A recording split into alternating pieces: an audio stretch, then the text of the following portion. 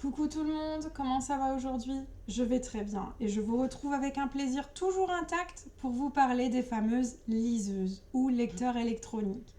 Alors, certains d'entre vous me diront qu'ils n'en utilisent pas parce qu'ils ne veulent pas condamner les libraires, ils ne veulent pas se faire mal aux yeux, s'exposer aux écrans, etc., etc., etc. Ce sont des points de vue qui se défendent, des arguments que je peux entendre et comprendre.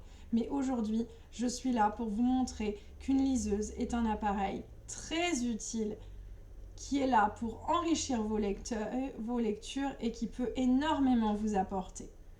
Alors, vous savez tout comme moi que l'utilisation d'une liseuse permet avant tout de faire des économies, puisque pour le prix d'un livre grand format en magasin, vous pourrez télécharger 3 ou 4 livres sur votre liseuse. Une liseuse permet aussi d'économiser de l'espace, puisque dans une liseuse, vous pouvez stocker des milliers de livres. Vous pouvez non seulement les stocker, mais également les classer par genre, par auteur, par préférence. Vous pouvez vous organiser dans votre liseuse avec des dossiers ou des sous-dossiers comme vous vous organiseriez dans votre ordinateur. Autre argument de poids, la lumière de votre liseuse n'est en aucun cas la lumière bleue de votre ordinateur ou de votre téléphone mobile. C'est une lumière adaptative. Elle s'adapte à vos yeux, à votre vue, à votre fatigue.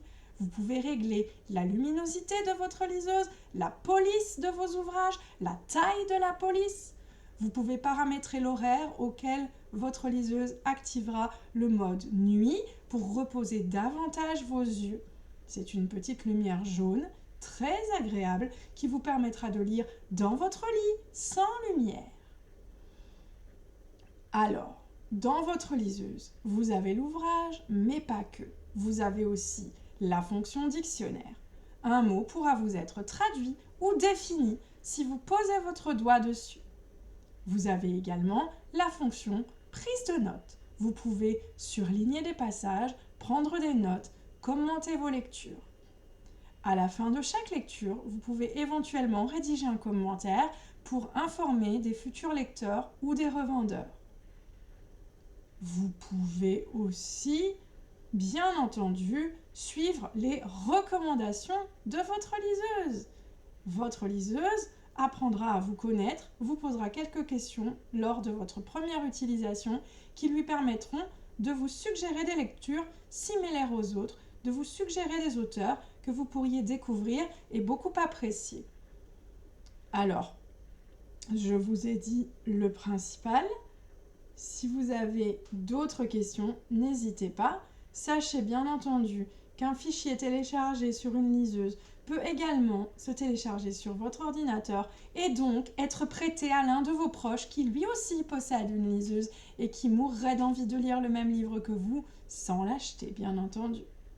Voilà, tout le monde économise, tout le monde lit des ouvrages divers et variés. N'oubliez pas non plus que les œuvres des auteurs décédés tombent dans le droit public au bout de 70 ans, ce qui veut dire que de nombreux ouvrages classiques sont accessibles gratuitement et lisibles grâce à ce type d'appareil. Une liseuse peut s'acheter en couleur ou en noir et blanc. Dans le deuxième cas de figure, vous n'accéderez pas à la couverture détaillée des ouvrages, mais pour le reste, rien ne change. Vous accédez au texte intégral des œuvres, ni plus ni moins. Voilà, je crois que je vous ai tout dit. Pour ma part, j'utilise une liseuse depuis quelques années maintenant et j'ai décidé de ne pas condamner les libraires, de ne pas oublier la lecture papier, mais de ne lire les ouvrages que des auteurs dont je suis la carrière de très près et que je suis susceptible de rencontrer sur certains événements, tels que le livre sur la place dont je vous parlerai prochainement. Voilà, vous pouvez faire un peu des deux.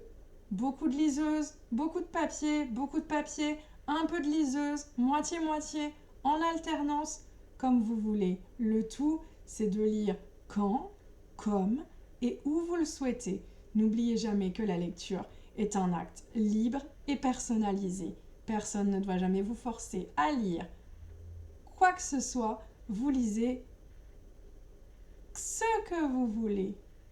Allez, je reviendrai vers vous prochainement, mais pour le moment, je vous souhaite à tous une belle journée, une belle semaine, de belles lectures. Lisez, lisez, lisez encore. encore et toujours, ne vous privez donc pas d'un tel plaisir. Bye bye!